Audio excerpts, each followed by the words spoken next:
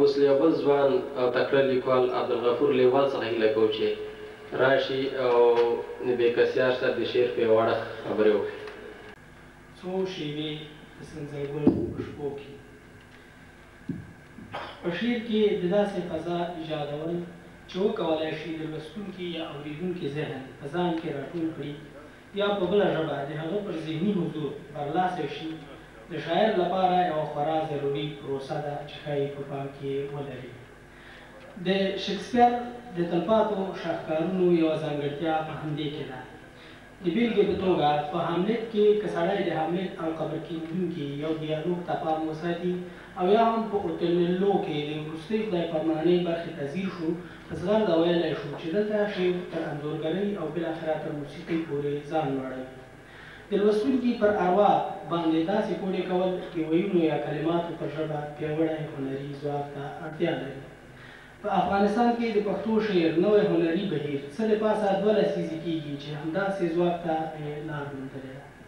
انځور جوړونه ورځ په ورځ ځواکمنه کېږي، سیطرېږي او په نوې برېښنا او ځل سره زموږ مخ ته ایښودل کېږي. د دغو هنري تجربو په لړ کې یوه ښکلې کړۍ د سنځلګل په شپو کې شعري مجموعه ده. په لویدیځ کې د ځوان ګیتاریست شپونکي شعر چې شاعر یې نه دی پېژندل شوی د همدې لپاره په زړونو حکومت کوي چې د ادبي کره کتونکو له نظره انسان له وحشي تمدن څخه سپېڅلي کلیوال چاپېریال ته رابولي. هلته چې مینه، ښکلا، صمیمیت، غرونه، درې، ډرامه او موسیقي کولی شي د یو داسې متمدن انسان څخه چې نور ټول ژوند د یو ستړی کوونکي اوپرایي کومیډۍ پر سټیج بدل شوی ده بدل کړي او د څو شېبو لپاره یې روح د یو ساده کلیوال مین شپون په جسم کې ننباسي.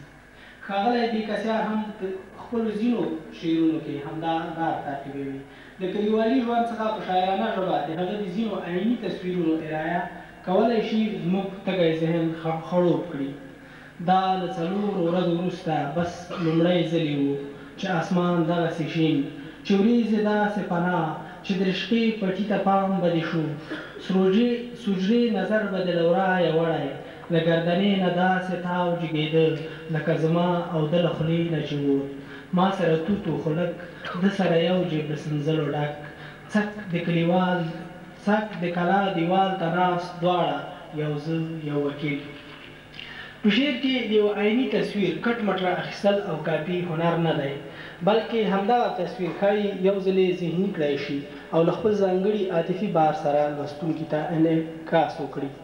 په پورته بېلګه کې مو ولیدل چې شاعر زموږ عاطفي ولولې د خپل صمیمي بیان په واسطه راپاروي. لومړی د ګردنې ښکلا انځوروي او بیا یو ښکلی کلیوالي تصویر را دمخه کوي. د کتاب په 40 مخ کې د مبارکۍ په نامه یو ښکلی آزاد شعر کولی شي د شاعر د انځورګر خیال قوت وښیي. په منطقي لحاظ دلته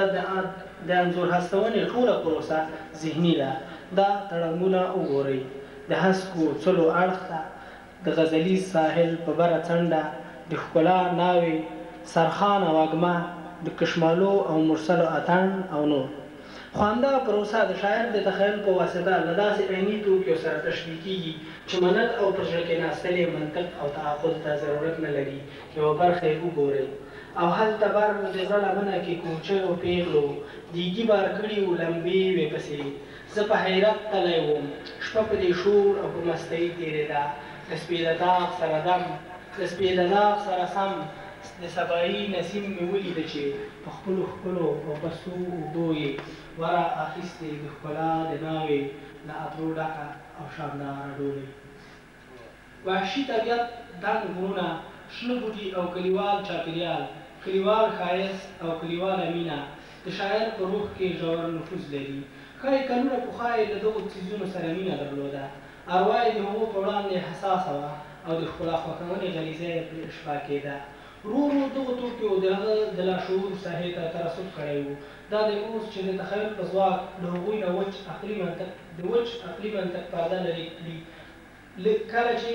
له هغو څخه د وچ عقلي منطق پرده لرې کړي نو فوران کوي او بهر راوځي. د ښاغلي بېکسیار سره هنري ژبه هم شته او په خوږو تړنګونو کې د خپل ذهني فوران انځورول پیل کوي او دا ټول سره چې یو ځای شي هلته نو ورڅخه ځینې داسې شعري انځورونه راوټوکېږي. وګورئ: خیر دی عیسی راشه زه شپه به وکړې بل ځلې بیا خدای خبر کله راځې دومره لوی ژمی مخکې ما یو 4 بند غزل لیکلی هغه به وګورو لږ په تناره کې مېلمنو نه پاتې شوې وریجې به سره یو ځای وخورو ما ته ترورۍ ویل ستا ډېرې خوښې تر اخره پورې دا په شعر کې د صمیمیت د اوج یوه غوره بېلګه ده په ځینو شعرونو کې شاعر لومړی ډېره هڅه کوي چې د شعر فضا ښه هنري انځور کړي هومره چې لوستونکی تر پایه پورې د ملګرتوب لاره ونیسي خو بیا د همداسې شاعرانه فضا په منځ کې ځینې خپللاسي او له عقل سره په مشوره داسې توکي او مفاهیم ځایوي چې شاعر یې د ارایې په وړاندې ځان متعهد ګڼي کله خو دغه مفاهیم خورا شاعرانه راځي او لږ ځله پېښېږي چې د شاعر وچ تعهد د شعار تر پولې ورسېږي د کتاب په 14 مخ کې د لیوه شعر همداسې یوه نمونه ده په ځینو بېلګو کې چې د شعر اتموسفیر هنري پرداز بیجو کوي هلته نو د شاعر تعهد په برګ توګه ځان راښیي دا بېلګه وګورئ زه یو مظلوم او بېنوا انسان زه یو د تورو شپو اشنا انسان